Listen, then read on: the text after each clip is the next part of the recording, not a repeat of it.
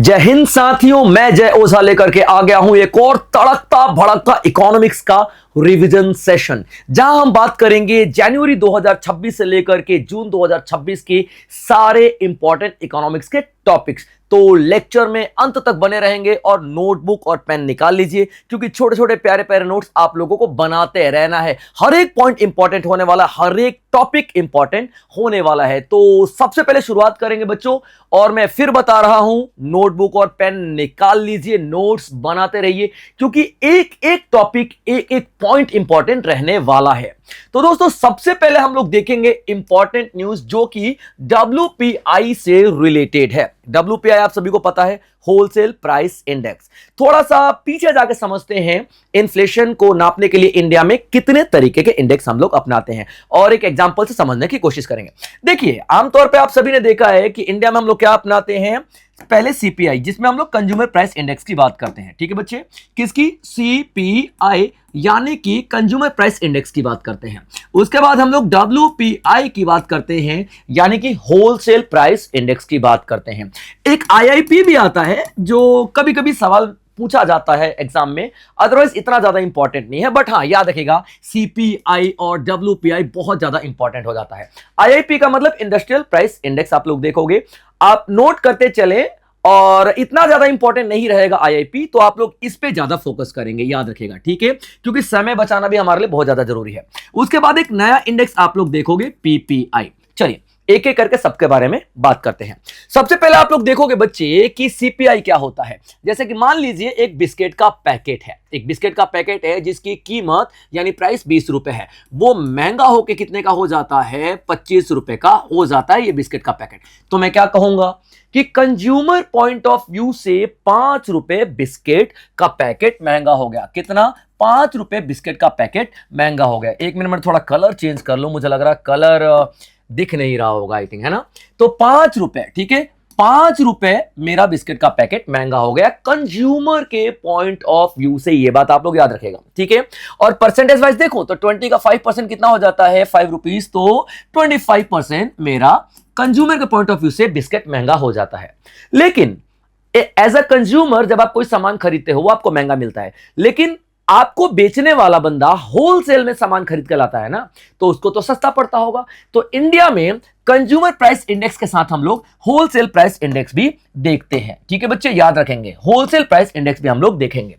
यानी कि यही बिस्किट का पैकेट होलसेल प्राइस इंडेक्स में 10 रुपए का होगा मान लो, और इसकी कीमत बढ़ करके इस बिस्किट के पैकेट की हो जाती है 12 रुपए। तो मैं क्या कहूंगा?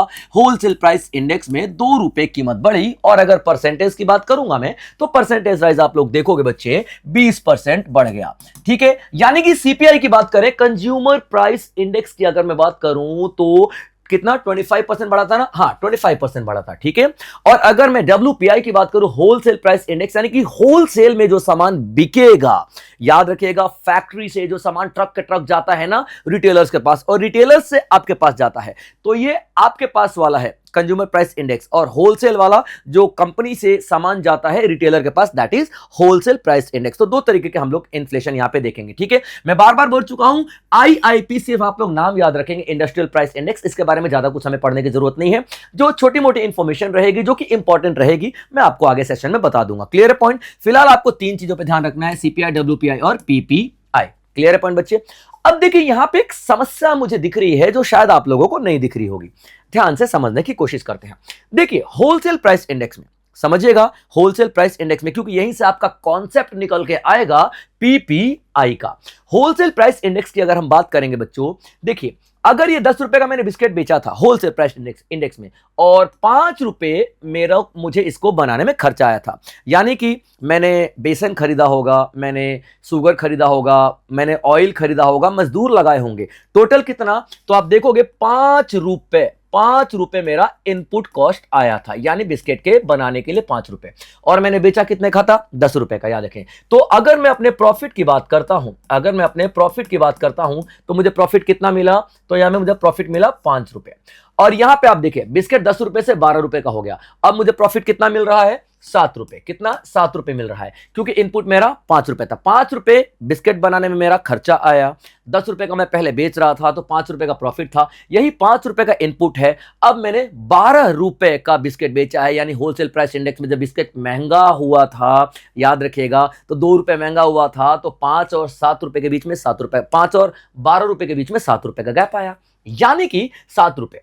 अब देखिए, यही बिस्किट अगर मान लीजिए ₹12 की जगह, ठीक है, ₹15 हो जाता है, तो मैं यहां पे क्या बोलूंगा कि मेरा प्रॉफिट ₹10 का हो जाता है।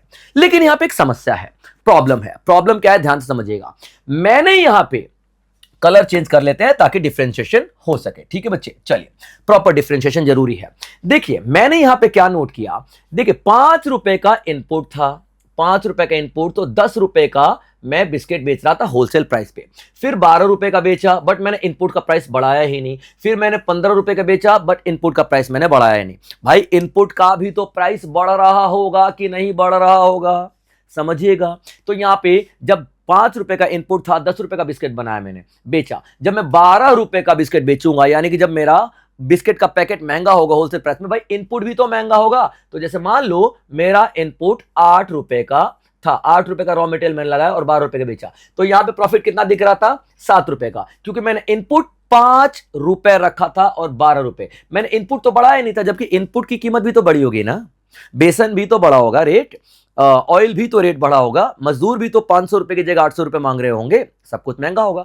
तो अब देखो, पहले मैंने क्या किया था, इनपुट का रेट ही नहीं देख रहा था मैं, क्या सिर्फ और सिर्फ आउटपुट का रेट देख रहा था। तो मेरा प्रॉफिट कितना आ रहा था? ₹5, ₹7, ₹10। लेकिन जब इनपुट बढ़ रहा है तो ₹5 तो ठीक है, इनपुट बढ़ रहा है, तो अब देखिए ₹8, जब इनपुट 5 से ₹8 हुआ और महंगाई ₹12 बढ़ी, तो यहां पे ₹7 नहीं, ₹4 मेरा रियल प्रॉफिट हुआ है, समझिएगा।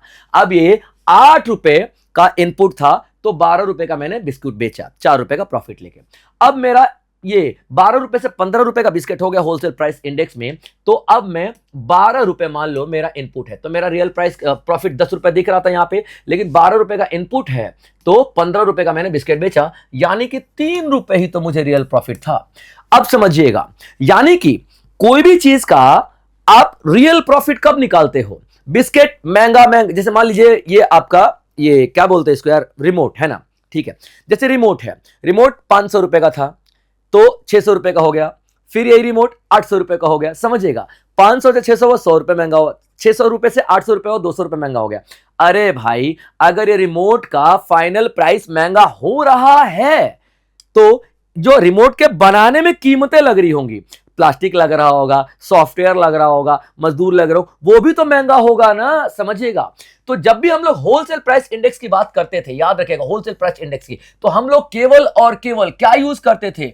आउटपुट का प्राइस देखते थे, आउटपुट का प्राइस देखते थे, याद रखिएगा। लेकिन अब हम लोगों ने पीपीआई इंट्रोड्यूस किया है, प्रोडक्शन प्राइस इंडेक्स। इसमें हम लोग क्या देखेंगे? आउटपुट प्लस इनपुट दोनों का ही कीमत देखेंगे। भाई, ₹800 का रिमोट है, ₹1200 का हो गया, ₹400 बढ़ा है जब ये, तो भाई इसको बनाने वाला इनपुट भी तो महंगा हुआ होगा कि नहीं हुआ होगा? ₹800 का था तो ₹400 का इसका इनपुट था। यही आपका ₹800 का, ध्यान से समझिएगा, ठीक है। थोड़ा सा कंफ्यूजन जरूर होगी, मैं जानता हूं, इकोनॉमिक्स है, ठीक है, लेकिन एक बार अगर आपका कॉन्सेप्ट क्लियर होगा तो याद रखिएगा, आजीवन नहीं भूलोगे, पूरी लाइफ आपको प्रॉब्लम नहीं आने वाली। यानी कि ₹800 का ये क्या था? आपका रिमोट था, इसको बनाने में ₹400 लगे थे, ₹400 का प्रॉफिट। अब ये ₹800 का जो मेरा रिमोट है, ₹1500 का हो गया, ठीक है। लेकिन इसको बनाने में इनपुट जो लगा था ₹400, वो भी तो महंगा हुआ होगा ना। तो अगर मान लो यहां पे इनपुट ₹400 की जगह ₹1200 हो गया और ये ₹1500 का बेच रहा हूं, तो यहां मेरा प्रॉफिट कितना हुआ? सिर्फ ₹300। लेकिन अगर मैं ये देखूं कि ₹400 का इनपुट था, ₹800 का मेरा ये आपका रिमोट था, ठीक है, ₹400 ही इनपुट लिया और ₹1500 का आउटपुट देख रहा हूं, ओ भाई ₹1100 का प्रॉफिट नजर आ रहा है। लेकिन रियलिटी में मैंने यहां पे इनपुट का तो कीमत नोट ही नहीं किया। WPI में, होलसेल प्राइस इंडेक्स में, एग्जैक्टली यही कॉन्सेप्ट होता था, जो कि गलत फिगर देता था प्रॉफिट की। इसलिए हमारी इंडियन गवर्नमेंट ने क्या बोला? ना गुरु ना, अभी अपन को क्या करना है, ठीक है, एक बार और इसको लिख देते हैं ताकि साफ सुथरा आपको एक बार और समझ में आ जाए, ठीक है बच्चे। आई होप आप लोगों को ये वाला कॉन्सेप्ट तो समझ में आ गया होगा। अब यहां पे देखें, WPI में क्या होता था? WPI में क्या होता था? सिर्फ आउटपुट की कीमत नजर आती थी, लेते थे, तो यहां पे प्रॉफिट ठीक ठाक नहीं नजर आता था, समझ रहा है, ठीक है। अब यहां पे क्या किया जाएगा? PPI लॉन्च किया जाएगा। PPI का मतलब क्या होता है? याद रखिएगा, प्रोडक्शन प्राइस इंडेक्स या फिर producer price index, not production, producer price index, ये आपका पीपीआई है। ये क्या करेगा, इनपुट, क्या इनपुट प्लस आउटपुट दोनों की बात करेगा, ठीक है, याद रखना दोनों की बात करेगा, इनपुट प्लस आउटपुट। तो इनपुट प्लस आउटपुट दोनों को इस्तेमाल करने के लिए हम लोगों ने क्या कॉन्सेप्ट निकाला है, पीपीआई। कौन सा, पीपीआई। क्लियर पॉइंट, याद रखिएगा। तो अब लोगों ने पीपीआई की बात करेंगे। अभी गवर्नमेंट ने क्या सोचा है कि अब हम लोग डब्ल्यूपीआई को पूरी तरीके से हटा देंगे। याद रखिएगा, डब्ल्यूपीआई को पूरी तरीके से हटा देंगे और डब्ल्यूपीआई की जगह क्या लेकर के आएंगे, पीपीआई। क्योंकि पीपीआई में इनपुट प्लस आउटपुट दोनों की कॉस्ट, दोनों के इन्फ्लेशन नोट करते हैं और डब्ल्यूपीआई में ओनली हम लोग फाइनल गुड्स यानी कि फिनिश गुड्स की इन्फ्लेशन की बात करते हैं, जो कि एक प्रॉपर कहूं तो 100% इंफॉर्मेशन नहीं देता हमें इन्फ्लेशन की, याद रखिएगा, प्रॉफिट की, जैसे कि मैंने आपको एग्जांपल में समझा दिया है। Clear point. अब चूंकि डब्ल्यूपीआई हमारा 1942 में आया था। कब, 1942 में आया था। अब एक बात बताएं, 1942 यानी कि अगर मैं 2000 की बात करूं तो 58 ईयर्स और 26 साल, ये नियर अबाउट 85 ईयर्स के आसपास है ना। ये पहले 85 यानी 85 साल पहले देखा जाए तो डब्ल्यूपीआई लॉन्च किया गया था। अब एक बात बताएं, इंडिया जैसी बड़ी economy, we are the 6th largest economy ना। अब इंडिया जैसी बड़ी इकोनॉमी में डब्ल्यूपीआई 85 ईयर्स पहले से चल रहा है, क्या एक ही झटके में डब्ल्यूपीआई को एकदम से वाइप आउट करके पीपीआई ले आना पॉसिबल है? सवाल ही नहीं पैदा होता। यानी कि यहां पे डब्ल्यूपीआई को एक ही झटके में हटा के पीपीआई को एक ही झटके में लेके आना ये पॉसिबल ही नहीं है। तो अभी गवर्नमेंट ने क्या किया है कि डब्ल्यूपीआई तो रहेगा, ये डब्ल्यूपीआई हमने कब लॉन्च किया है, तो 15 जून को लॉन्च किया है, 15 जून 2026 को लॉन्च किया है ये डब्ल्यूपीआई। इसी डब्ल्यूपीआई के साथ पीपीआई, याद है, पीपीआई प्रोड्यूसर्स प्राइस इंडेक्स भी लॉन्च किया गया है, याद रखेगा। यानी कि डब्ल्यूपीआई के साथ क्या लॉन्च किया गया है, पीपीआई लॉन्च किया गया है। और कितने सालों के लिए, तो 2026 से लेकर के 2031 तक, ठीक है, 31 तक, यानी कि 5 सालों के लिए। अब इसका कॉन्सेप्ट क्या समझिएगा, अभी 5 साल डब्ल्यूपीआई इंडिया में रहेगा और साथ में पीपीआई भी रहेगा। जैसे ही 5 साल बाद डब्ल्यूपीआई हटेगा तब तक पीपीआई इंडिया में एडजस्ट हो चुका होगा। समझ रहे पॉइंट क्या है, हो चुका होगा। यानी कि एक ट्रायल फेज चल रहा है, एक ट्रांजिशन फेज चल रहा है पीपीआई के लिए। देखिए मैंने आपको पूरा ओवरव्यू दे दिया, अब इसी चीज को एक एक चीज इमेज के जरिए समझते हैं, आपकी क्लैरिटी और ज्यादा बढ़ जाएगी, ठीक है। सबसे पहले देखेंगे फ्रॉम डब्ल्यूपीआई टू पीपीआई, यानी कि इंडिया डब्ल्यूपीआई से पीपीआई में शिफ्ट हो रहा है, जैसा कि मैं आपको बता चुका हूं। India's next step in inflation measurement, अभी तक इन्फ्लेशन मेजरमेंट के लिए यानी कि महंगाई को नापने के लिए हम लोग CPI, WPI, PPI, not PPI तो अभी आया है, आईआईपी सब कुछ लॉन्च करते थे ना। अब हम लोग पीपीआई नया इंडेक्स ला रहे हैं, इस वजह से आप लोग ये पूरा आर्टिकल पढ़ेंगे, ठीक है। चलिए, जो मैंने आप लोगों को बताया वही एग्जैक्ट मैंने यहाँ पे लिख दिया भाई साहब, ठीक है। सबसे जरूरी है आप लोगों को शब्द मिलना, वर्ड्स मिलना, ठीक है। गवर्नमेंट ऑफ इंडिया का एक डिपार्टमेंट है डीपीआईआईटी। क्लियर पॉइंट, क्या, डीपीआईआईटी। ये क्या करेगा, जब मैंने पीडीएफ बनाया था भाई साहब, ठीक है, तब ये नया नई न्यूज आया था, ठीक है, 13-14 तारीख को मैंने पीडीएफ बनाया होगा, ठीक है, तब ये 15 तारीख से होने वाला था, लेकिन अब ये हो चुका है जब मैं रिकॉर्ड कर रहा हूं तो, ठीक है। तो 15 जून 2026 को गवर्नमेंट ऑफ इंडिया का एक डिपार्टमेंट है जिसको हम डीपीआईआईटी बोलते हैं। डीपीआईआईटी का फुल फॉर्म क्या होता है बच्चों, बताएं, सोचे 2 बार, मैं तो बताऊंगा, ठीक है।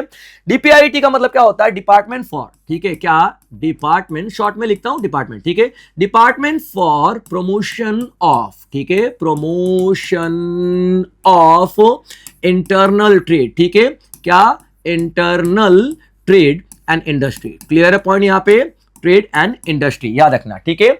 क्लियर पॉइंट यहाँ पे, department for promotion of internal trade and industry, ठीक है, ये आप लोग याद रखना है। फिर इंटरनल ट्रेड, इंडस्ट्री हटा दो, ठीक है, इंटरनल ट्रेड, तो डीपीआईआईटी, ठीक है, ये आपका पूरा फुल फॉर्म हो जाता है किसका, डीपीआईआईटी का, ठीक है। डिपार्टमेंट फॉर प्रमोशन ऑफ, ठीक है, इंटरनल ट्रेड एंड इंडस्ट्री, ठीक है, internal trade and industry. Clear point, याद रखेंगे आप लोग, या फिर इंडस्ट्री एंड इंटरनल ट्रेड, ये आप लोग डीपीआईआईटी ने, गवर्नमेंट ऑफ इंडिया का एक डिपार्टमेंट है डीपीआईआईटी, ये क्या किया है, 15 जून 2026 को इसने डब्ल्यूपीआई लॉन्च किया है, और मैं बता चुका हूं 2026 से लेकर के 2031 तक, ठीक है। और साथ में एक नया इंडेक्स भी लॉन्च किया है जिसको हम लोग क्या बोलते हैं, पीपीआई यानी प्रोड्यूसर प्राइस इंडेक्स, ठीक है, याद रखेगा, पीपीआई यानी producer price index. Will be launch, यानी कि लॉन्च किया जा चुका है, ठीक है। जब मैंने बताया, जब मैंने पीडीएफ बनाया था तब ये अभी चल रहा था डिसीजन, ठीक है। अब ये लॉन्च किया जा चुका है, ठीक है। Marking a beginning of a 5 year transition, हमने क्या बताया आपको, डब्ल्यूपीआई जब रिप्लेस होगा 5 साल बाद, डब्ल्यूपीआई जब रिप्लेस होगा 5 साल बाद, पीपीआई जिसको रिप्लेस करेगा, तो ये पीपीआई का ट्रांजिशन पीरियड ही तो है, याद रखेंगे आप लोग, पीपीआई का ट्रांजिशन पीरियड।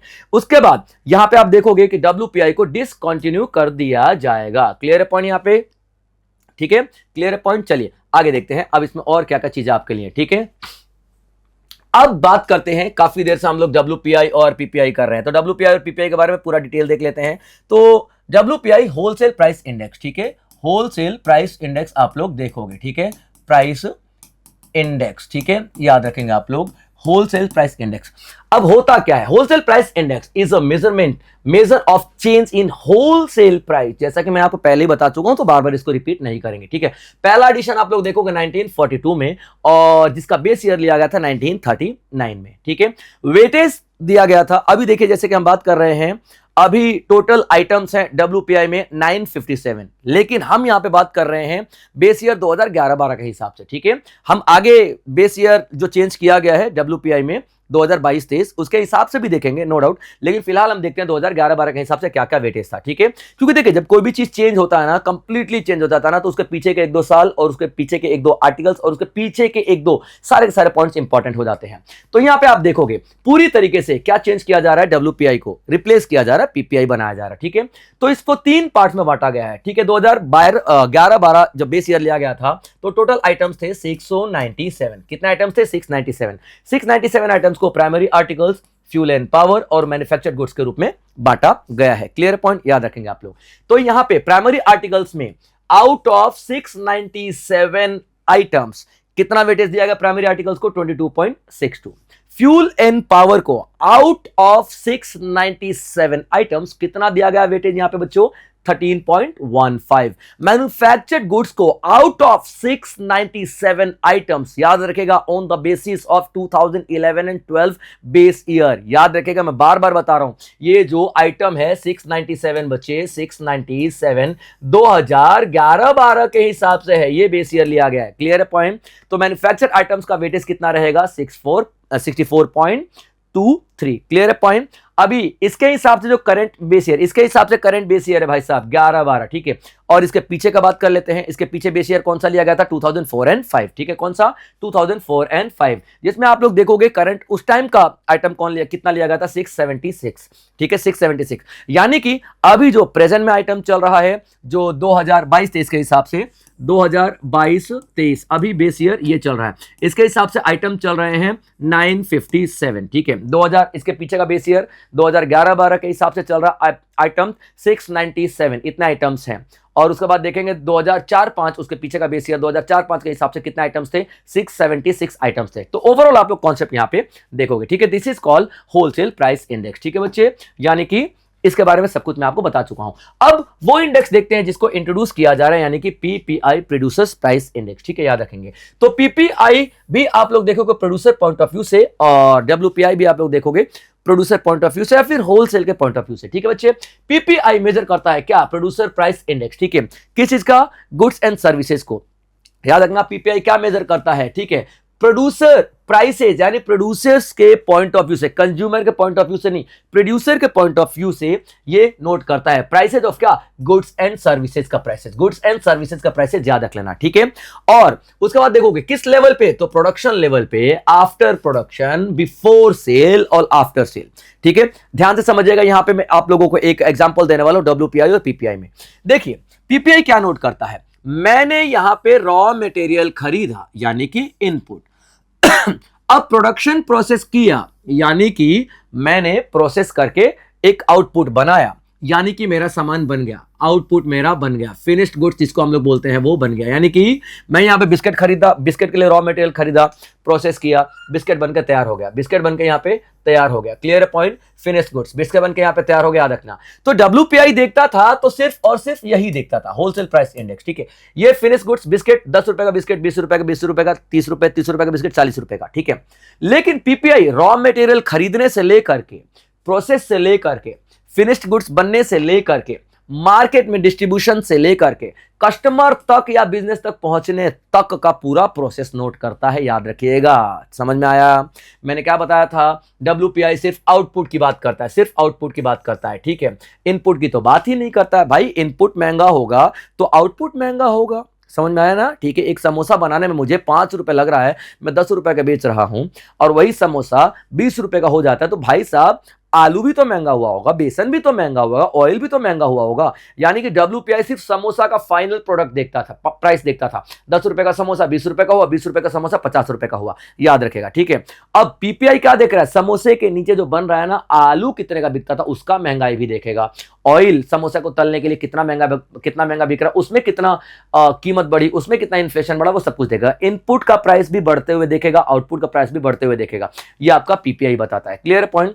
तो PPI 3 तरीके के होते हैं। एक देखोगे आप लोग इनपुट PPI, दूसरा देखोगे आउटपुट PPI, तीसरा देखोगे सर्विस PPI। यानी कि पूरा समोसा बनाने के प्रोसेस में इनपुट PPI में ये रॉ मटेरियल पूरा लग गया, आउटपुट PPI में ये हमारा पूरा बनकर तैयार हो गया समोसा, और सर्विस PPI में समोसा बनाने के लिए हलवाई लगेगा, ठीक है, मजदूर लगेगा, वो सब कुछ आपका सर्विस PPI में होगा। तो सर्विस PPI आपको 3 तरीके के नजर आएंगे, या फिर PPI के कंपोनेंट्स देखोगे तो 3 कंपोनेंट्स मिलेंगे, इनपुट PPI, आउटपुट PPI और सर्विस PPI। ठीक है बच्चे, चलिए उसके बाद हम देखेंगे आगे पूरा एक एक डिटेल। देखिए ये एक ही न्यूज में मैंने आपको पूरा समअप कर दिया है।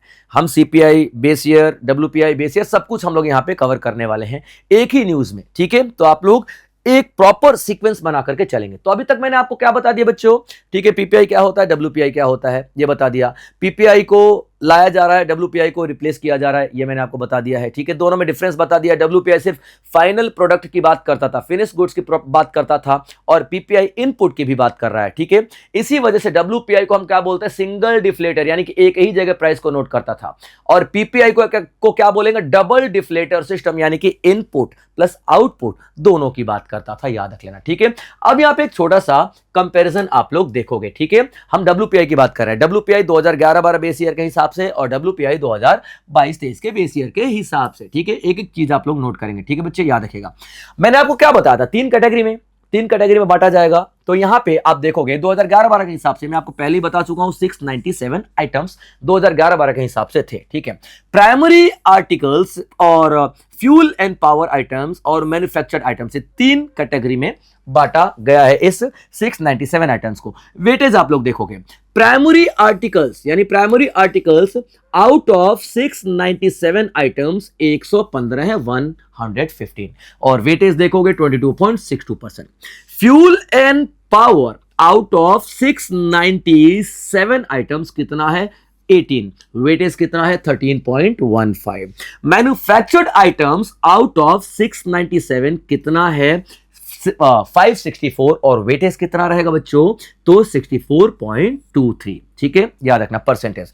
अब देख लेते हैं 2022-23 के हिसाब से, primary articles out of 957, primary articles out of 957 कितने आइटम्स हैं, 129। तो देखो यहां पे इसमें आइटम्स 115 की जगह प्राइमरी आर्टिकल्स में कितना होगा, 129, तो वेटेज भी तो बढ़ेगा, तो वेटेज आप देखोगे 22.76, ठीक है।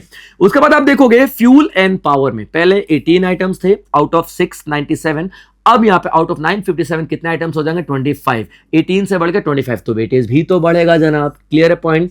उसके बाद आप देखोगे मैन्युफैक्चर्ड आइटम्स में 697 आइटम्स हुआ करते थे 11-12 के हिसाब से, उसके उस बेस पे आउट ऑफ 697 564 आइटम्स थे मैन्युफैक्चर्ड आइटम्स में। अब यहां पे 957 आइटम्स में, जो कि 22-23 के हिसाब से, 2022-23 बेस ईयर के हिसाब से कितना, 803 आइटम्स है मैन्युफैक्चर्ड आइटम्स में, और अब आप देखोगे इसका वेटेज 63.13, ठीक है। तो सारा इंपॉर्टेंट क्या हो जाता है बच्चों, primary articles, fuel and power items और मैन्युफैक्चर्ड आइटम्स, 3 हिस्सों में बांटा गया है होलसेल प्राइस इंडेक्स को। क्लियर है पॉइंट, यहां तक समझ आया। वेटेज आपके सामने है, आप लोग वेटेज को ध्यान में रखेंगे, ठीक है बच्चे। चलिए अब देखिए एक और पॉइंट कि भाई साहब हम लोग ने अभी तक बात तो किया कि WPI में सर 957 आइटम्स अभी हैं 15 जून 2026 के बाद जो अनाउंसमेंट हुआ था। इसके पहले 2011-12 का जो बेस ईयर था उसमें 697 आइटम्स हैं, समझ में आ रहा है सर।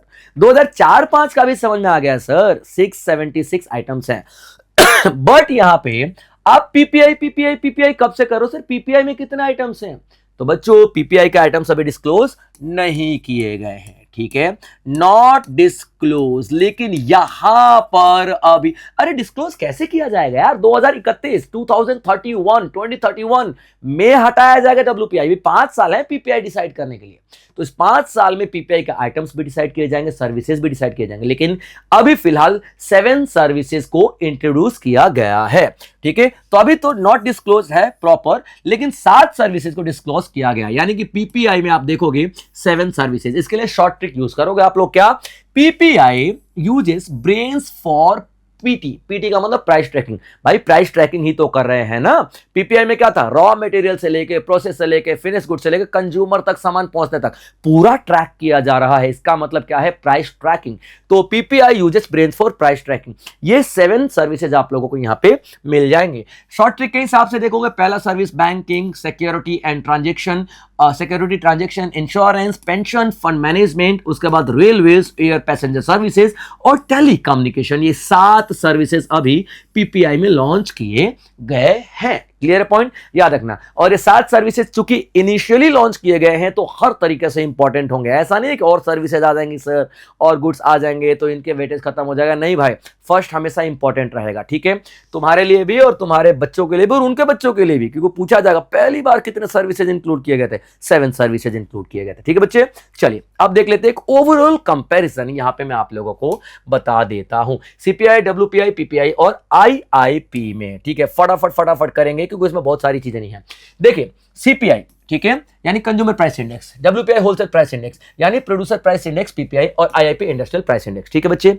ओल्ड बेस ईयर सबका दिया हुआ है 2011-12 फॉर डब्ल्यूपीआई, और पीपीआई के लिए भाई बेस ईयर कैसा, पहली बार ही लॉन्च किया गया है, ठीक है। तो अभी यहाँ पे इसका बेस ईयर नहीं है, लेकिन आईआईपी का 2011-12, ठीक है। नया बेस ईयर याद रखिएगा, सिर्फ और सिर्फ कंज्यूमर प्राइस इंडेक्स का बेस ईयर 2023 और 24 है। सिर्फ और सिर्फ कंज्यूमर प्राइस इंडेक्स सीपीआई का 2023-24 है, बाकी सब का 11-12 आंख बंद, नॉट 11-12, 22-23 आंख बंद करके कर देना, ठीक है। तो अब यहाँ पे क्या देखो, सीपीआई का 22-23, ठीक है, old base new base year, और बाकी सबका 22-23 क्लियर पॉइंट। सबसे इंपॉर्टेंट अगला जो कॉन्सेप्ट आ रहा है, रिलीजिंग अथॉरिटी, यानी सीपीआई कौन रिलीज करता है और डब्ल्यूपीआई कौन रिलीज करता है, पीपीआई कौन रिलीज करता है, एक एक चीज इंपॉर्टेंट याद रखना।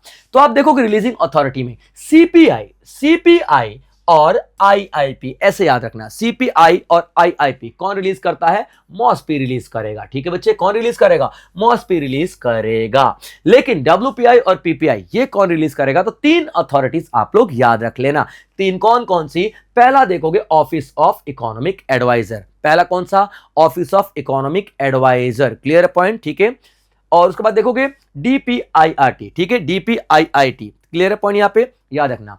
तो दूसरा आप लोग देखोगे डीपीआईआईटी, ठीक है, चलिए डीपीआईआईटी, ठीक है। तीसरा देखोगे आप लोग ministry of commerce and industry. 3 चीजें, ऑफिस ऑफ इकोनॉमिक एडवाइजर, मेरे पीछे रिपीट करो आप लोग, ऑफिस ऑफ इकोनॉमिक एडवाइजर, दूसरा डीपीआईआईटी, तीसरा ministry of commerce and industry. ये तीन याद रख लेना, ठीक है। ये 3 डब्ल्यूपीआई भी लॉन्च करेंगे और ये 3 पीपीआई भी लॉन्च करेंगे, ठीक है, याद रखेंगे।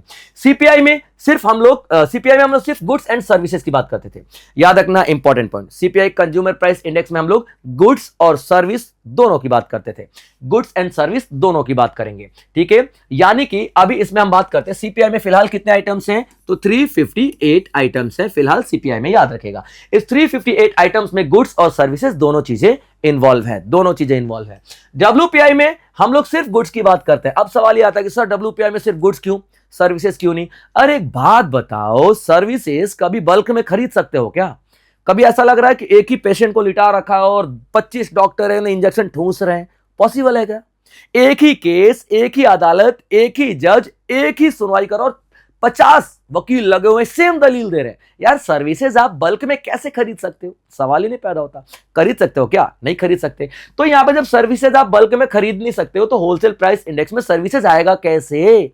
तो only goods, clear point. PPI में गुड्स एंड सर्विसेज दोनों इंक्लूड किया जाएगा। अब सवाल यह आता है कि सर डब्ल्यूपीआई भी तो प्रोड्यूसर्स के पॉइंट ऑफ व्यू से था और पीपीआई भी तो प्रोड्यूसर्स के पॉइंट ऑफ व्यू से था। फिर यहां पे हम गुड्स ले रहे हैं, यहां पे गुड्स एंड सर्विसेज क्यों नहीं ले रहे?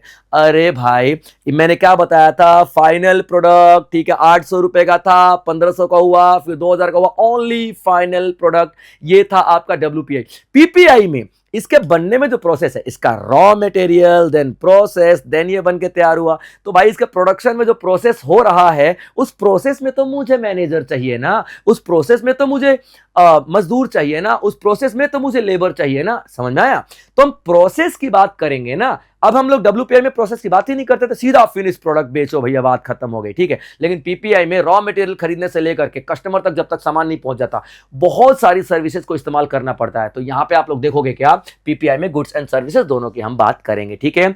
सीपीआई में 358 आइटम्स बता चुका हूं, डब्ल्यूपीआई में 957 आइटम्स बता चुका हूं कई बार। पीपीआई टू बी अनाउंस्ड अभी अनाउंस नहीं हुआ है। और आईआईपी में अभी तक टोटल देखोगे आप लोग, ठीक है, 104 आइटम, जिनको 463 आइटम्स में यानी कैटेगरी में बांटा गया, ठीक है। अगेन वही सर्विसेज इंक्लूड, यस सीपीआई में होता है, डब्ल्यूपीआई में नो सर्विसेज, बट पीपीआई में सर्विसेज होगा, और ऑफ कोर्स आईआईपी में नहीं होगा, ठीक है। तो याद रखिए सारे के सारे कॉन्सेप्ट आप लोगों के लिए इंपॉर्टेंट हो जाते हैं, ठीक है बच्चे। चलिए आप देखते हैं पीपीआई का सिग्निफिकेंस, आखिर क्यों पीपीआई लेकर के आए। तो मैं आपको सब कुछ बता चुका हूं, बस आप लोग कनेक्शन जोड़ लीजिएगा थोड़ा सा, मैं आपको बता देता हूं, ठीक है, याद रखना। तो पीपीआई क्या करता है, जब हम लोग नॉमिनल जीडीपी को रियल जीडीपी में कन्वर्ट कर, देखिए नॉमिनल जीडीपी होता क्या है, नॉमिनल जीडीपी, ठीक है, नॉमिनल जीडीपी नाम से समझ में आ रहा है, ओनली नाम मात्र का जीडीपी। नॉमिनल जीडीपी को जब हम रियल जीडीपी में कन्वर्ट करते हैं, रियल जीडीपी में कन्वर्ट करते हैं, तो ही हमारी इकोनॉमी का असली ग्रोथ समझ में आता है। अब देखिए हमें पहले अच्छा खासा प्रॉफिट नहीं नजर आ रहा था, लेकिन अभी हम क्या बोल रहे हैं, ठीक है, हम जब नॉमिनल जीडीपी को रियल जीडीपी में कन्वर्ट करेंगे तो अब रिजल्ट हमारा बहुत एक्यूरेट आएगा, क्योंकि अब हम इनपुट की भी बात कर रहे हैं, आउटपुट की भी बात कर रहे हैं। क्लियर है पॉइंट? उसके बाद आप देखो हमारा ग्रॉस वैल्यू एडिशन बहुत एक्यूरेट नजर आएगा। वैल्यू एडिशन का मतलब क्या होता है, 10 रुपए का मैंने फर्नीचर खरीदा, कम हो गया, ठीक है, 10 रुपए का फर्नीचर कैसे आएगा, ठीक है, मैंने 10,000 रुपए की लकड़ी खरीदी, समझ में आया। अब इस लकड़ी को मैंने 30,000 रुपए का फर्नीचर बना के बेच दिया, वैल्यू एडिशन कितना आएगा भाई साहब, 20,000, ठीक है, 20,000 वैल्यू एडिशन आया। अब यही फर्नीचर होकर 50,000 का हो गया, ठीक है, 50,000 का हो गया, लेकिन मैं फर्नीचर का लकड़ी का रेट ही नहीं बढ़ा रहा हूं, लकड़ी भी तो यहाँ पे 20,000 का होगा ना, यही तो पीपीआई में हम लोगों ने लिया है भाई साहब, ठीक है। तो याद रखना हम लोग यहाँ पे इनपुट की कीमत देखेंगे तो रियल प्रॉफिट नजर आएगा ना, अदरवाइज इनपुट यही रखे, खाली आउटपुट की कीमत देखें, तो भाई कैसे आप लोग real profit, real gross value addition को नाप सकते हो। तो यहाँ पे आप देखोगे ग्रॉस वैल्यू एडिशन की बात हो रही है, क्लियर है पॉइंट, याद रखेंगे। और आखिरी आप लोग देखोगे important point, act as an early warning signal. अब यहाँ पे मेरा इनपुट महंगा हो रहा है, जैसे मैंने बताया था बिस्किट का इनपुट महंगा हो रहा है, अब मैं यहीं पर डिसाइड कर लूंगा कि मुझे प्रोडक्शन करनी है कि नहीं करनी। अब जब आउटपुट मार्केट में बेचने जा रहा था पहले डब्ल्यूपीआई के हिसाब से, तब समझ में आ रहा था, अरे भाई साहब 18 रुपए का तो मेरा बिस्किट पड़ा है, मैं बेच रहा हूं 15 रुपए का, कहां मुझे प्रॉफिट होना चाहिए था, लेकिन मुझे कहां 3 रुपए का लॉस हो रहा है। क्यों? क्योंकि मेरा इनपुट बढ़ के 18 रुपए का हो चुका था। अब मुझे अगर पहले से पता रहता कि इनपुट भी मेरा बढ़ रहा है, इनपुट का भी रेट में इंक्लूड कर रहा हूं जो कि पीपीआई में किया जा रहा है, तो इनपुट का रेट 18 रुपए हो चुका है, तो मैं आउटपुट का रेट कितना डिसाइड करूंगा, 28 रुपए, 30 रुपए, 32, 40, कितना भी कर सकता हूं जितना मेरे को प्रॉफिट चाहिए।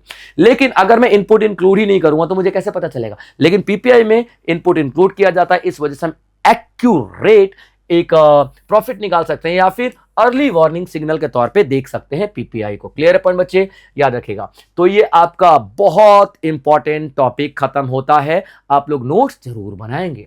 नेक्स्ट देखेंगे अगला टॉपिक आता आपका 16th finance commission.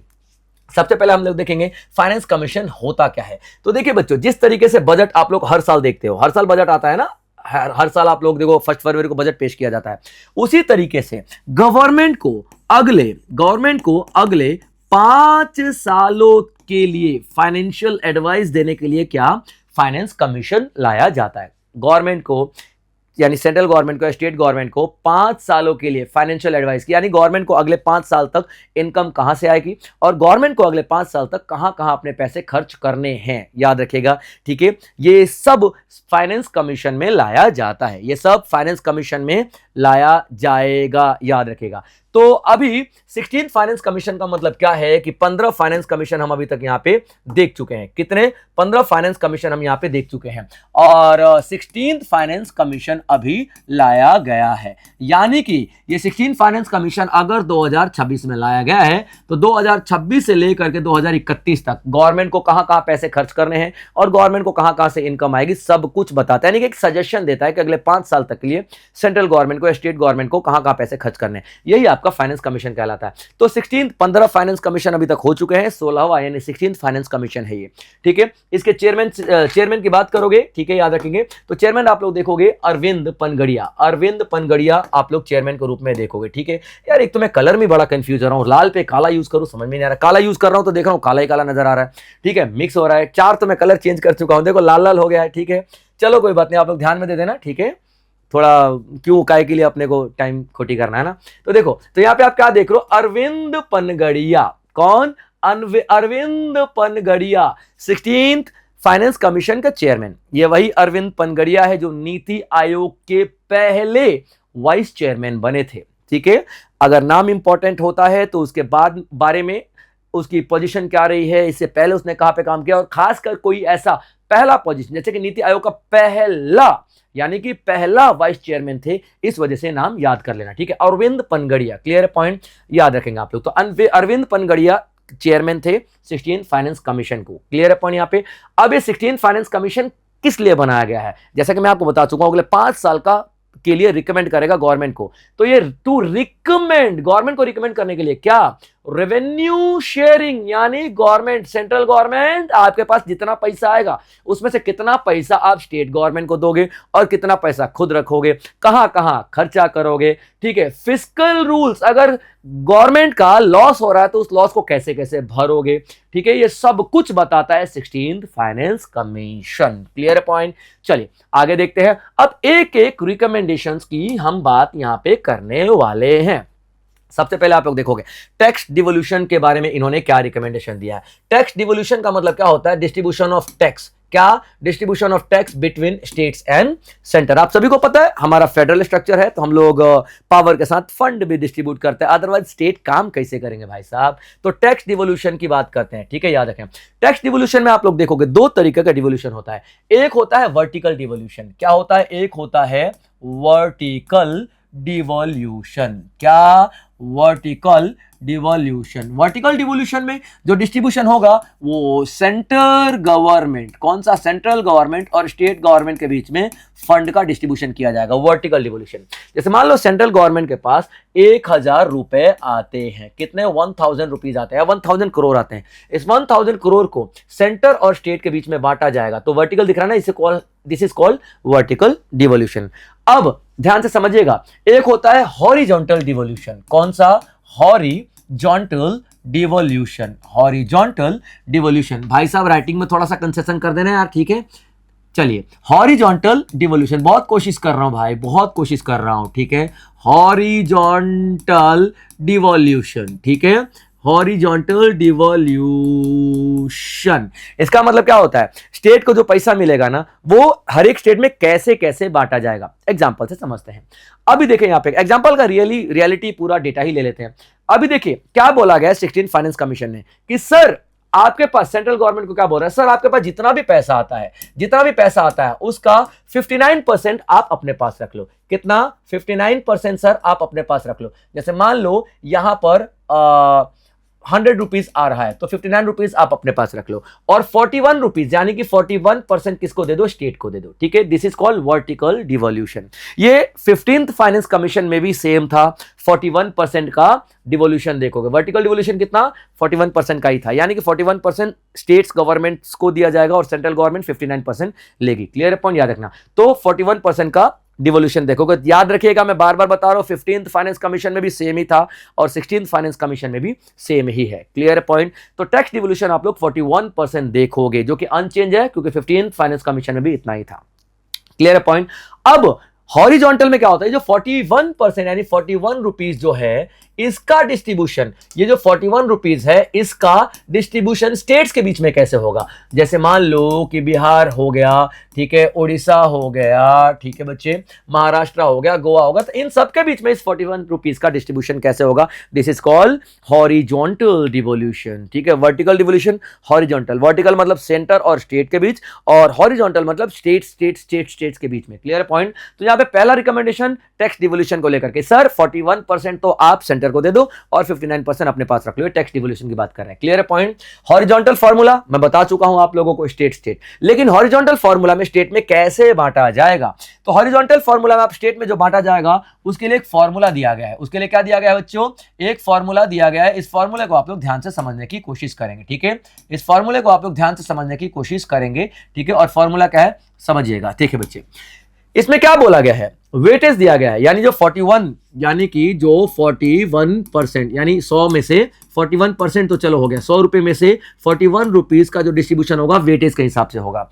To distribute funds, यानी इस फंड को जब डिस्ट्रीब्यूट करेंगे हम लोग अमंग स्टेट्स के बीच में, तो किस बेस पे होगा ध्यान से समझिएगा, ठीक है।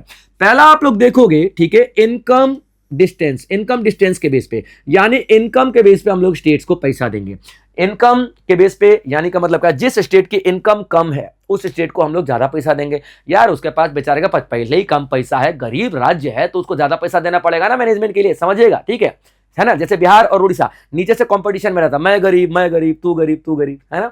तो वैसे ही बिहार और उड़ीसा को अभी तक ज्यादा पैसा मिलता आ रहा है। This is called income distance. Clear point. Now अब इसका वेटेज कितना है, 42.5 डिग्री, ठीक, परसेंट, नॉट डिग्री। अब दूसरा बात, पॉपुलेशन की बात करें, पॉपुलेशन के बेसिस पे वेटेज दिया गया 17.5%, यानी 17.5% पैसा पॉपुलेशन के आधार पर बांटा जाएगा, ठीक है, याद रखना। और इनकम के आधार पर 42.5% पैसा बांटा जाएगा, ठीक है। अब पॉपुलेशन हम कौन सा लेंगे, अभी तक हम लोग सेंसस ले रहे हैं 2011 में जो सेंसस हुआ था 2011 में, उसके बेस पे हम लोग क्या करेंगे, पॉपुलेशन को बांटेंगे, ठीक है। तो 17.5% वेटेज दिया गया पॉपुलेशन के आधार पर, यानी कि जिस स्टेट की पॉपुलेशन ज्यादा उसको ज्यादा पैसा, जिस स्टेट को पॉपुलेशन कम उसको कम पैसा। भैया खर्चा ज्यादा पॉपुलेशन वाले का लगेगा, ठीक है। डेमोग्राफिक परफॉर्मेंस की बात कर लेते हैं। डेमोग्राफिक परफॉर्मेंस का मतलब भैया, मतलब वहां पे पॉपुलेशन कैसी है, वहां का पेड़ पौधे, जमीन, ये मैंने टेरेन कैसा है, पहाड़ तो नहीं है, प्लेन है कि नहीं है, इन सारे बेसिस पे 10% दिया जाएगा। क्लियर पॉइंट, याद रखना। डेमोग्राफिक परफॉर्मेंस यानी कि पॉपुलेशन को ही आप लोग देख सकते हो, पॉपुलेशन उसके टेरेन के हिसाब से भी तो पॉपुलेशन डिसाइड होगी ना सब कुछ, ठीक है। एरिया के बेस पे, यानी किसी स्टेट का ज्यादा बड़ा एरिया है तो उसको ज्यादा पैसा मिलेगा, क्योंकि उस बड़े एरिया को मैनेज करने के लिए ज्यादा पैसा चाहिए। छोटा एरिया तो छोटे में क्या ही पैसा लगेगा यार, ठीक है, तो कम पैसा मिलेगा। तो यहां पे आप क्या देखो, 10% का वेटेज दिया गया है किस पे, एरिया के बेस पे। फॉरेस्ट एंड इकोलॉजी, जिस स्टेट में ज्यादा फॉरेस्ट है उसको ज्यादा पैसा मिलेगा। क्यों मिलेगा, क्योंकि यहां पर ज्यादा फॉरेस्ट है तो ज्यादा मैनेजमेंट की जरूरत पड़ेगी, ज्यादा मजदूर लगेंगे ना यार, ज्यादा पेड़ को साफ सफाई रखने के लिए, ज्यादा जंगल को साफ रखने के लिए, तो उसको ज्यादा पैसा दिया जाएगा। जिसके पास कम जंगल झाड़ ये सब कुछ है उसको कम पैसा दिया जाएगा। भैया सफाई की जरूरत ही नहीं पड़ेगी तुम्हारे पास, तो यहाँ पे फॉरेस्ट ही नहीं है। और इकोलॉजी मेंटेन करने के लिए फॉरेस्ट को मेंटेन करना जरूरी है, तो जिसके पास ज्यादा फॉरेस्ट है उसको ज्यादा पैसा दिया जाएगा। क्लियर पॉइंट, याद रखना। उसके बाद देखोगे, ये सबसे इंपॉर्टेंट पॉइंट, अभी जीडीपी के कंट्रीब्यूशन के बेस पर 10% पैसा दिया जाएगा, 10% वेटेज दिया जाएगा, ठीक है। यानी जिस स्टेट का जीडीपी ज्यादा उस स्टेट को ज्यादा पैसा दिया जाएगा, जिस स्टेट का जीडीपी कम उस स्टेट को कम जीडीपी दिया जाएगा। यानी कि ये 41% का जो डिवोल्यूशन है स्टेट्स के बीच में, उसका वेटेज मैं एक बार फिर से बता देता हूं बच्चों, अगेन, ठीक है, याद रखना। थोड़ा सा डेटा ज्यादा है, दिमाग में खुजली होगी, लेकिन यही खुजली आप लोगों को नंबर दिलाएगी, याद रखेगा, ठीक है। चलिए, यानी कि इनकम डिस्टेंस में 42.5%, ठीक है, पॉपुलेशन के बेस पे 17.5% का वेटेज दिया जाएगा आउट ऑफ 41%, ठीक है। डेमोग्राफिक परफॉर्मेंस के बेस पे 10%, एरिया के बेस पे 10%, फॉरेस्ट एंड इकोलॉजी के बेस पे 10%, and again I am telling you कि सबसे इंपॉर्टेंट पार्ट, जीडीपी के बेस पे आप लोगों को 10% दिया जाएगा। कितना, 10%। और ये फर्स्ट टाइम इंट्रोड्यूस किया गया, इसलिए काफी ज्यादा इंपॉर्टेंट रहने वाला है, ठीक है बच्चे। चलिए, ये आपका रिकमेंडेशन हो गया। दूसरा, अब ग्रांट इन एड के रूप में क्या रिकमेंडेशन दिया गया। ग्रांट इन एड का मतलब क्या होता है, 41% जो पैसा दिया जा रहा था स्टेट को, कितना, 41% पैसा दिया जा रहा, इसके एक्स्ट्रा में और कितना पैसा दिया जाएगा, that is grant in aid, ठीक है, याद रखना। तो अभी यहां पे 16 फाइनेंस कमीशन ने क्या बोला है, 9.47 लाख करोड़ अगले 5 सालों में सर आप स्टेट्स को दो। स्टेट्स को दो, लेकिन स्टेट्स को कैसे दो, ध्यान से समझिएगा। ये जो 9.47 लाख करोड़ रुपए है वो लोकल बॉडीज को दो। लोकल बॉडी यानी गांव में देखो तो पंचायत हो गया, शहरों में देखो तो म्युनिसिपल कॉर्पोरेशंस हो गए, इन सबको लोकल बॉडीज को दो। Clear point. और डिजास्टर मैनेजमेंट को दो, ठीक है, दो पार्ट्स में बांट दो। किसको? लोकल बॉडीज को दो और डिजास्टर मैनेजमेंट के लिए दो। डिजास्टर मैनेजमेंट जैसे कि नेचुरल कैलेमिटीज आ जाती हैं, फ्लड आ गया, अर्थक्वेक आ गया, उसको मैनेज करने के लिए टोटल पैसा कितना दो? 9.47 लाख करोड़ रुपए दो। ग्रांट इन एड याद रखना, ग्रांट इन एड देने की बात की गई है। लेकिन यहां पे दो तरीके की कैटेगरी को खत्म भी किया गया है, यानी 15th फाइनेंस कमीशन में ग्रांट इन एड दो कैटेगरी और दो कैटेगरी में दिया जाता था, जैसे कि रेवेन्यू डेफिसिट। रेवेन्यू डेफिसिट का मतलब क्या होता है? अगर किसी स्टेट का बजट घाटे में आ जाता है, जैसे मान लो बिहार के पास इस बजट में 1000 करोड़ की का खर्चा है, लेकिन इस भाई की इनकम आप लोग देखोगे केवल 800 करोड़ का है, ठीक है, तो 200 करोड़ का घाटा आया, तो 200 करोड़ यानी 200 करोड़ कौन दे देता था? ये हमारा ग्रांट इन एड में दे दिया जाता था।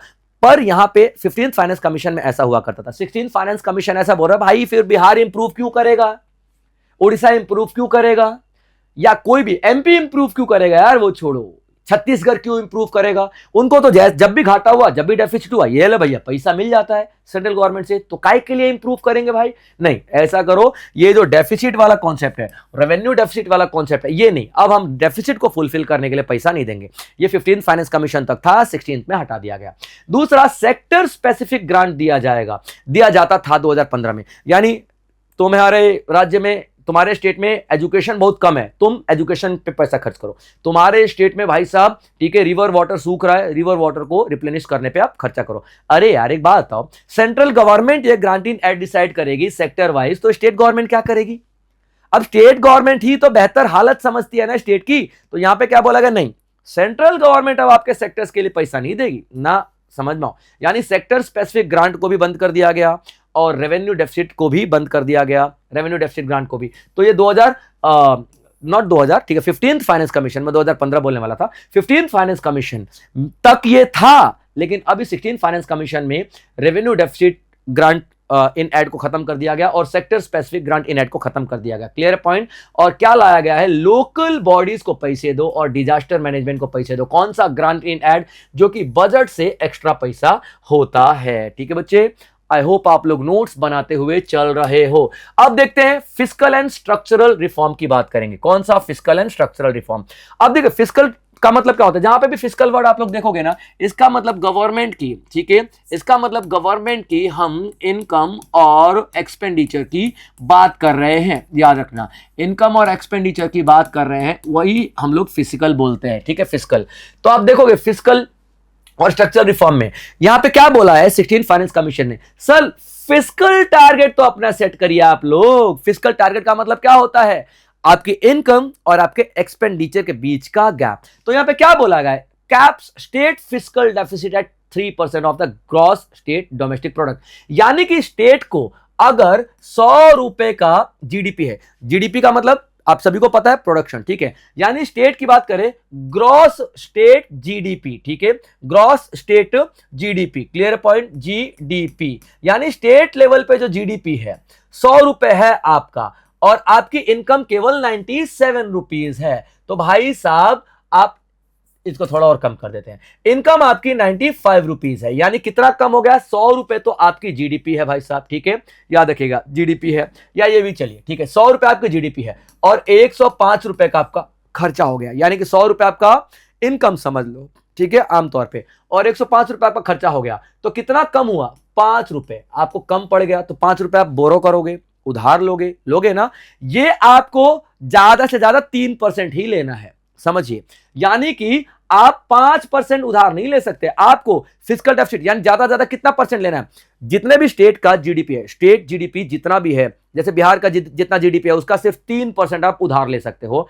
अगर मान लो आपके बजट में आपके खर्चे बहुत ज्यादा हो चुके हैं, इनकम कम है, तो आप उस खर्चों से निपटने के लिए कितना ज्यादा उधार ले सकते हो? आपकी जीडीपी का 3% आप उधार ले सकते हो, तो कोई भी स्टेट सेफ रहेगा, अदरवाइज स्टेट आगे चल के कर्ज में डूब जाएगा, बोरो करता रहेगा, इंटरेस्ट भरता रहेगा और वो डूबता रहेगा। ठीक है बच्चे, चलिए उसके बाद तीसरा पॉइंट देखोगे, ठीक है, ये तो हो गया। उसके बाद सेकंड पॉइंट देखोगे, combined debt of the center and state to decline to 73.1% by 2030 and 31।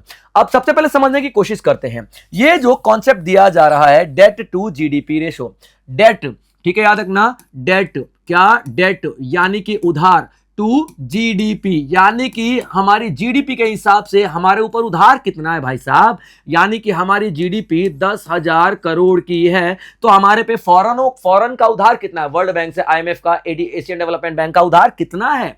तो जैसे मान लो कि हमारे पास 5,000 करोड़ का उधार है, तो हमारा जीडीपी कितना हो गया, 10,000, ठीक है, और डेट कितना हो गया हमारा 5,000 यानी कि हमारा कितना आ जाएगा, ठीक है, डेट जीडीपी, तो 5,000 रेशो 10,000, ठीक है, ये हमारा क्या, डेट टू जीडीपी आ जाएगा, ठीक है, यानी कि हमारा जितना जीडीपी है उसका कितना परसेंट हम लोग उधार ले चुके हैं बाहर से। तो स्टेट का और सेंटर का दोनों का मिला के ज्यादा से ज्यादा हमारा जो ये डेट जीडीपी रेशो होना चाहिए कितना, 73.1% होना चाहिए, यानी कि स्टेट प्लस, यानी कि कोई भी स्टेट ले लो इंडिया में, सारे स्टेट प्लस सेंटर, दोनों का जीडीपी टू डेट रेशियो या डेट टू जीडीपी रेशियो कितना होना चाहिए, मैक्सिमम 73.1% तक होना चाहिए आने वाले 2030 से लेकर 31 के आसपास में बात करूं, उसके पहले यानी कि हमें अपना डेट जीडीपी कम करना है, डेट टू जीडीपी कम करना है। इसका मतलब हमें उधार जल्दी से जल्दी चुकाना है, सेंटर को भी और स्टेट को भी, ठीक है, याद रखना। उसके बाद स्ट्रक्चरल रिफॉर्म्स की अगर हम बात करते हैं तो स्ट्रक्चरल रिफॉर्म में बच्चों आप लोग देखोगे, ठीक है, यहां पे क्या बोला गया है, ठीक है, सेंटर और स्टेट को कि भाई साहब आप डिसकंटिन्यू कर दो, क्या डिसकंटिन्यू कर दो, all of budget borrowing. Of budget borrowing क्या मतलब क्या होता है, मैंने अभी आपको यहां पे क्या बताया, गवर्नमेंट ज्यादा से ज्यादा 3% तक उधार ले सकती है क्योंकि उसका उतना ही लॉस हो रहा था बजट में। यहां पे गवर्नमेंट क्या करती है ना, 5% उधार ले लेती है और सबको क्या दिखाती है, अरे 3% लिया है, अरे भाई 3% कहां लिया तुमने, 5% लिया है, लेकिन डॉक्यूमेंट में 3% गवर्नमेंट दिखाती है और 2% पता कैसे लेती है, जैसे कि सरकारी कंपनी को बोल देगी, सुनना, तुम सरकारी कंपनी जाके वर्ल्ड बैंक से लोन ले लेना, ठीक, सरकारी कंपनी पूछेगी गवर्नमेंट को, मैं क्यों लूं, ठीक है, तू मेरी सरकारी कंपनी ना, पैसा ले ले उधार यार वर्ल्ड बैंक से, मेरे को दे देना, यानी कि अल्टीमेटली घूम फिर के बर्डन किस पे है, सेंट्रल गवर्नमेंट पे ही तो आया, स्टेट गवर्नमेंट पे ही तो आया ना भाई साहब, ठीक है। तो यहां पे किसी और एंटिटी से लोन लिखवाना और खुद इस्तेमाल करना, इसे क्या बोलते हैं, ऑफ बजट बोरिंग, ठीक है, यानी बजट से बाहर बोरो करना। तो भैया एक तो पहले तुम लोग ये बंद करो, यानी कि आप लोगों को बोल दिया गया है 3% ज्यादा उधार नहीं लेना है, तो आप लोग 3% ज्यादा 5%, 7%, 10% उधार ले रहे हो। अब कौन भरेगा उसका रेट ऑफ इंटरेस्ट, आप ही भरोगे ना। ऐसे करते करते आप लोग डेट ट्रैप में फंसते जाओगे और at the end of the day central government को बोल दोगे कुछ नहीं बचा हमारे पास। अरे भैया ऐसा कुछ नहीं है, ठीक है ना। आपको ज्यादा ज्यादा कितना, 3% का ही आप लोगों को लोन लेना है। ऑफ बजट बोरिंग खत्म करो। उसके बाद यहां पे एक और चीज, ठीक है, याद रखना, प्राइवेटाइज कर दो। क्या, इलेक्ट्रिसिटी डिस्कॉम कंपनीज। डिस्कॉम का मतलब क्या होता है, distribution company, electricity distribution company, discom distribution company, याद रखना, फुल फॉर्म समझ में आया, डिस्ट्रीब्यूशन कंपनी। तो इलेक्ट्रिसिटी बनाता कोई और है और उस इलेक्ट्रिसिटी को जहां पे इलेक्ट्रिसिटी बनती है वहां से कस्टमर तक कोई और पहुंचाता है। कौन पहुंचाता है, डिस्ट्रीब्यूशन कंपनीज। लेकिन भैया हमारा इंडिया तो इंडिया है, ठीक है, एक तार गुजर रहा है, ऐसा एकदम तार टेढ़ा करके ऐसे ये अक्सी फेंकते हैं इलेक्ट्रिसिटी घर में पहुंचाने के लिए। एक बल्ब लगाते हैं जिसका बिल लगता है, लेकिन यहां पे 50 बल्ब लगाते हैं इलेक्ट्रिसिटी चोरी करके। तो क्या हो रहा है, डिस्कॉम्स का नुकसान हो रहा है। तो भैया हो प्राइवेट लोगों को दे दो, यानी प्राइवेटाइज कर दो डिस्कॉम कंपनी। जितनी भी सरकारी डिस्कॉम कंपनीज हैं जो कि इलेक्ट्रिसिटी को डिस्ट्रीब्यूट कर रही हैं, उन सबका घाटा हो रहा है भैया, उनको प्राइवेटाइज कर दो। तो ये क्या बोला गया है, ये प्राइवेटाइजेशन करने के लिए किसका प्राइवेटाइजेशन, तो डिस्कॉम्स का, यानी डिस्ट्रीब्यूशन कंपनीज का। क्लियर है पॉइंट यहां पे। उसके बाद आप देखोगे सब्सिडी जो आप लोग देख रहे हो ना, दे रहे हो बेकार में सब्सिडी दे रहे हो, बेकार में सब्सिडी मत दो। जिस स्टेट को जिस सेक्टर में जितना सब्सिडी जरूरत है उतनी सब्सिडी दो। अंधाधुंध सब्सिडी दिए जा रहे हो, नहीं भाई ऐसा नहीं होना चाहिए, ठीक है। तो सारी की सारी रिकमेंडेशन आप लोग क्या देख रहे हो, 16th फाइनेंस कमीशन का रिकमेंडेशन है। क्लियर पॉइंट बच्चों, आई होप आपको सारा कुछ कॉन्सेप्ट समझ में आ रहा होगा। नाउ अगला न्यूज देख लेते हैं हम लोग यहां पे कि आरबीआई के मॉनेटरी पॉलिसी कमेटी ने अभी डिसाइड किया है कि रेपो रेट अनचेंज रहेगा, यानी कि 5.25% तक था और 5.25% तक ही रहेगा, याद रखिएगा। क्लियर है पॉइंट। अच्छा अब देखते हैं इसको थोड़ा हम आगे ले चले, मतलब थोड़ा अगले पेज पे चल के समझा देता हूं, फिर इधर लौट के आते हैं, ठीक है ना। चलिए आगे देख लेते हैं। हाँ, यहां पे समझाते हैं आपको रेपो रेट क्या हो, ठीक है। देखिए रेपो रेट क्या होता है, पहले आप लोग, या मॉनेटरी पॉलिसी कमेटी क्या होती है पहले समझिएगा, क्योंकि मॉनेटरी पॉलिसी कमेटी आरबीआई का, ध्यान से समझिएगा, आरबीआई का एक डिपार्टमेंट है, मॉनिटरी पॉलिसी कमेटी। कौन सा? मॉनिटरी पॉलिसी कमेटी, ठीक है, याद रखेंगे आप लोग। मॉनिटरी पॉलिसी कमेटी का काम क्या है? मॉनिटरी पॉलिसी बनाना। कौन सा? मॉनिटरी पॉलिसी बनाना। और मॉनिटरी पॉलिसी क्यों बनाई जाती है? टू कंट्रोल, क्या? टू कंट्रोल इन्फ्लेशन, यानी कि महंगाई को कंट्रोल करने के लिए बनाया जाता है। क्लियर है पॉइंट? महंगाई को कंट्रोल करने के लिए बनाया जाता है, ठीक है। चलिए ये समझ में आ गया। अब आगे बढ़ते हैं, ठीक है, आपको इधर कर देते हैं हम लोग, ठीक है। समझिए तो किस लिए किया जाता है यहां पे मॉनेटरी पॉलिसी कमेटी क्यों बनाई जाती है? टू कंट्रोल इन्फ्लेशन, यानी कि महंगाई को कंट्रोल करने के लिए। अब सवाल आता है कि सर एक बात बताइए, इन्फ्लेशन कितना कंट्रोल करें हम लोग? तो भाई साहब याद रखना, according to the monetary policy committee, inflation 4% है तो बेस्ट है, यानी कि जो सामान 100 रुपए का मिलता था इस साल आपको 104 रुपए का मिले, ये बेस्ट कंडीशन है। लेकिन सर ज्यादा से ज्यादा बढ़े तो कितना? +2%, यानी कि 6% तक होना चाहिए। और कम से कम बढ़े तो कितना? -2%, यानी कि 2% तक होना चाहिए। यानी कि इन्फ्लेशन का रेंज कितना होना चाहिए? 2% से लेकर 6% के बीच में इन्फ्लेशन का रेंज होना चाहिए। और monetary policy committee monetary policy बनाता है इन्फ्लेशन के इसी रेंज को ठीक करने के लिए, क्लियर पॉइंट, मेंटेन करने के लिए। अब यहां पे आप लोग देखोगे मॉनेटरी पॉलिसी कमेटी, ठीक है, रेपो रेट का इस्तेमाल करती है, ठीक है, किसका? रेपो रेट का इस्तेमाल करती है। उसके बाद बैंक रेट का इस्तेमाल करती है, ठीक है, ये उसके बाद रिवर्स रेपो रेट का इस्तेमाल करती है, ठीक है, रिवर्स रेपो रेट का इस्तेमाल करेगी। ये आपको, हालांकि बहुत सारे होते हैं मॉनेटरी पॉलिसी कमेटी के, जो मॉनेटरी पॉलिसी होती है बहुत सारी हैं, अगर सारी कराऊंगा तो भैया 3 से 4 घंटे लग जाएंगे, तो सारी नहीं करनी है, करंट अफेयर के हिसाब चलना है। कभी इकोनॉमी का और सेशन ले लेंगे जिसमें हम लोग पूरा स्टैटिक इकोनॉमी कर लेंगे, क्लियर पॉइंट। अब आप लोग देखोगे यहाँ पे क्या, रेपो रेट, बैंक रेट और रिवर्स रेपो रेट, ये 3 सबसे ज्यादा इस्तेमाल हो रही है, तो हम लोग 3 के बारे में देखेंगे, ठीक है। जब भी यहाँ पे आरबीआई को, ध्यान सुनिएगा, जब भी यहाँ पे आरबीआई का लोन लेना रहेगा, आरबीआई कहां पे जाएगा? कॉमर्शियल बैंक पे जाएगा, कॉमर्शियल बैंक के पास जाता है, ठीक है बच्चे। और कॉमर्शियल बैंक को जब भी लोन लेना रहेगा, कॉमर्शियल बैंक किसको लोन देता है? कस्टमर को। ध्यान से समझिएगा फिर से, ठीक है, यानी कस्टमर, हम लोगों को जब भी लोन लेना रहेगा हम कहां पे जाएंगे भाई साहब? तो हम जाएंगे कॉमर्शियल बैंक के पास। कॉमर्शियल बैंक को जब भी लोन लेना रहेगा तो कॉमर्शियल बैंक कहां जाएगा? आरबीआई के पास, ठीक है, याद रखिएगा। अब रेपो रेट क्या होता है? आरबीआई जिस रेट पे कॉमर्शियल बैंक को लोन देता है वो रेपो रेट होता है, क्लियर है पॉइंट, रेपो रेट होता है। और आरबीआई जिस रेट पे कॉमर्शियल बैंक को लोन देता है वही बैंक को रेट भी होता है। अब समझ में आ रहा है मैं क्या बता रहा हूं? गुरु यहां पे दोनों का डेफिनेशन सेम बता रहा हूं, ठीक है, मत्था खनका के नहीं। अब देखो डिफरेंस क्या है, डिफरेंस क्या है? रेपो रेट शॉर्ट टर्म के लिए दिया जाता है, रेपो रेट शॉर्ट टर्म के लिए दिया जाता है, और बैंक रेट आप लोग देखोगे यहां पे लिख देता हूं, लॉन्ग टर्म के लिए दिया जाएगा, ठीक है, याद रखना पहला डिफरेंस, ठीक है। उसके बाद देखोगे रेपो रेट में सिक्योरिटीज को गिरवी रखना पड़ता है, जैसे हम लोग बैंक जाते हैं ना लोन लेने के लिए, तो हमें कुछ ना कुछ गिरवी रखना पड़ता है ना, गिरवी। तो जब रेपो रेट पे लोन लेने जाएगा ना कॉमर्शियल बैंक आरबीआई के पास, तो उसको कुछ गिरवी रखना पड़ेगा, ठीक है। तो यहां पे एग्रीमेंट ऑफ सिक्योरिटी होगा, एग्रीमेंट ऑफ सिक्योरिटी होगा, याद रखेंगे आप लोग। लेकिन बैंक रेट में नो सिक्योरिटी, कोई भी सिक्योरिटी आपको रखने की जरूरत नहीं है, ठीक है, याद रखेगा। अब हमारा मेन मुद्दा क्या था कि रेपो रेट का इस्तेमाल किस तरीके से किया जाता है इन्फ्लेशन को कंट्रोल करने में, यही था ना आपका मेन मुद्दा भाई साहब, ठीक है। तो आप लोग देखो कि किस तरीके से किया जाता है, ध्यान समझने की हम कोशिश करेंगे, ठीक है। अब देखिए इन्फ्लेशन का एक ही कारण है, इन्फ्लेशन का एक ही कारण है कि लोग ज्यादा डिमांड करते हैं, तभी तो चीजें महंगी हो रही हैं, ठीक है, डिमांड ज्यादा है। अब डिमांड क्यों लोग ज्यादा कर रहे हैं? क्योंकि लोग के जेब में पैसे बहुत ज्यादा है, मनी बहुत ज्यादा है, तो हमें लोगों के पास पैसा जाने से रोकना है ताकि वो कम डिमांड करे, ठीक है। अब देखिए रेपो रेट जैसे मान लीजिए 2% है, 2% रेपो रेट है, 2% पे कॉमर्शियल बैंक लोन लेके जाएगा तो कस्टमर को कम से कम 4 या 5% पे लोन देगा। अब देखिए लोन इतना सस्ता है तो लोग क्या करेंगे?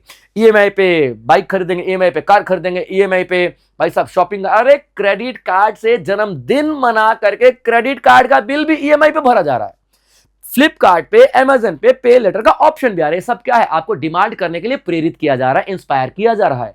ठीक है, अब आप यहां पे सस्ता रेट ऑफ इंटरेस्ट है जिसकी वजह से खूब सारा परचेजिंग कर रहे हो, इसका मतलब डिमांड बढ़ रही है, डिमांड बढ़ रही है इसका मतलब इन्फ्लेशन बढ़ रहा है। तो हम यहां पे क्या करेंगे, आरबीआई क्या करेगा, इन्फ्लेशन ज्यादा है तो जैसे मान लो कि 8% का इन्फ्लेशन है, हमें 6% तक लेकर के आना है, यानी कम करना है, यानी लोगों की डिमांड कम करनी है। हम यहाँ पे इसको बढ़ा करके सीधा 10% कर देंगे। हालांकि रेपो रेट 10% नहीं जाता है, बहुत ज्यादा बता दिया मैंने, बट एग्जांपल के तौर पे 10% यहाँ पे रेपो रेट कर दिया। अब बंदा जब 10% का कॉमर्शियल बैंक लेकर के जाएगा तो आगे 15% के आसपास लोन देगा, लोन महंगा हो गया, लोग अपने आप ही डिमांड कम कर देंगे, लोग डिमांड कम कर देंगे तो अपने आप ही इन्फ्लेशन कंट्रोल हो जाएगा।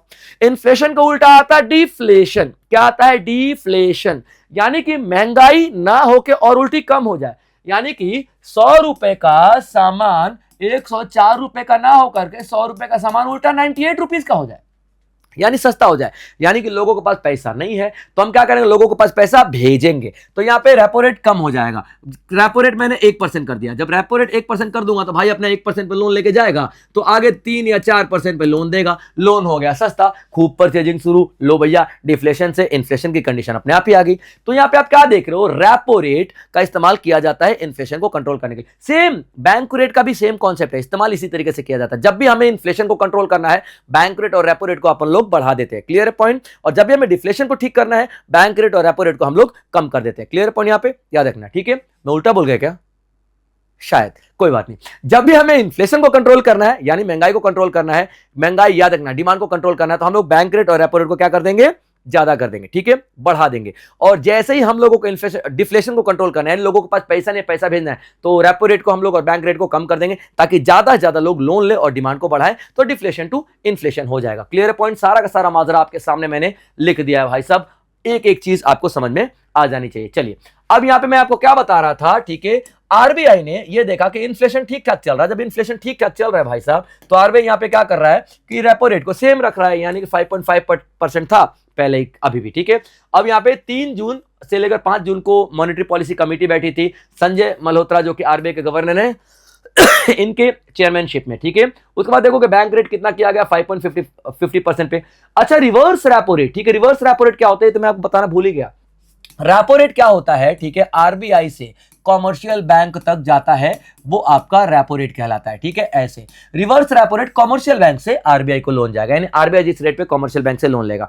इसके अलावा कुछ और होता है मॉनेटरी पॉलिसी में, जो आप लोग देख लोगे, ठीक है। एसएलआर यानी स्टैट्यूटरी लिक्विडिटी रेशियो, ठीक है, 3% है ठीक है, थोड़ा सा खांसी आ रही। सीआरआर देखोगे आप लोग 3% और एसएलआर आप लोग देखोगे यानी कि 18%। और बाकी सर मैं आपको बता ही चुका हूं, जो आपका रेपो रेट 5.25%, बैंक रेट आपका 5.50%, फिक्स जो रिवर्स रेपो रेट है 3.35% आप लोगों को दिखेगा। क्लियर पॉइंट, ये सारा का सारा आप लोगों को मॉनेटरी पॉलिसी मिल जाएगी, ठीक है।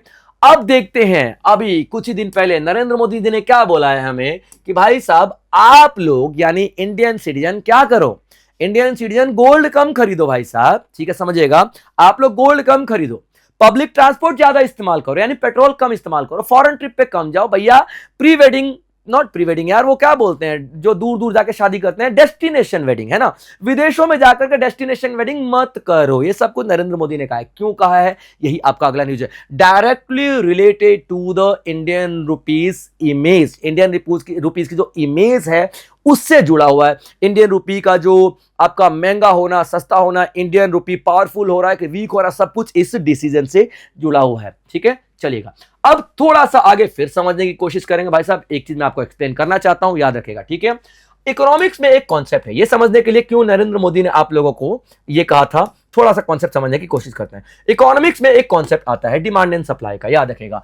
किसी भी चीज की अगर सप्लाई बढ़ जाती है तो उसका प्राइस क्या हो जाता है, कम हो जाता है, या किसी भी चीज की सप्लाई कम हो जाती है तो उसका प्राइस क्या हो जाता है, बढ़ जाता है, याद रखिएगा। क्लियर पॉइंट, हर एक इकोनॉमी के पास, ठीक है, जब भी आप लोग जब डील करते हो ना, या फिर जैसे मान लो एक्सपोर्ट इंपोर्ट करते हो, हमें एक्सपोर्ट इंपोर्ट के लिए, ठीक है, एक्सपोर्ट और इंपोर्ट के लिए कौन सा पैसा चाहिए रहता है, कौन सी करेंसी चाहिए रहती है, तो हमें एक्सपोर्ट और इंपोर्ट के लिए डॉलर चाहिए रहता है। क्या चाहिए रहता है, डॉलर चाहिए रहता है, ठीक है।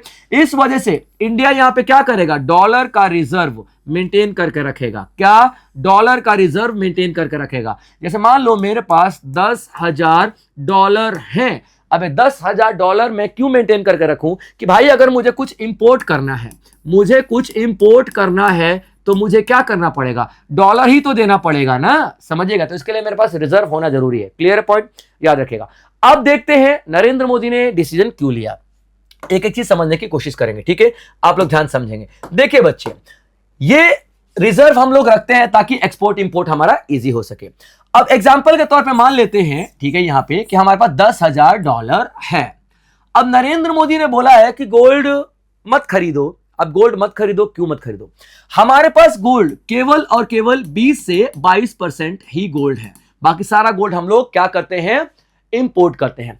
अब जब हम गोल्ड इंपोर्ट करेंगे, गोल्ड जब हम लोग इंपोर्ट करेंगे तो डॉलर हमारा जाएगा कि नहीं जाएगा बाहर। तो मान लो गोल्ड हम लोगों ने जैसे मान लो $1,000 का हम लोगों ने गोल्ड इंपोर्ट कर दिया, तो हमारा $1,000 रिजर्व कम हुआ कि नहीं हुआ, यानी अब मेरे पास कितना बच गया, $9,000 बच गया।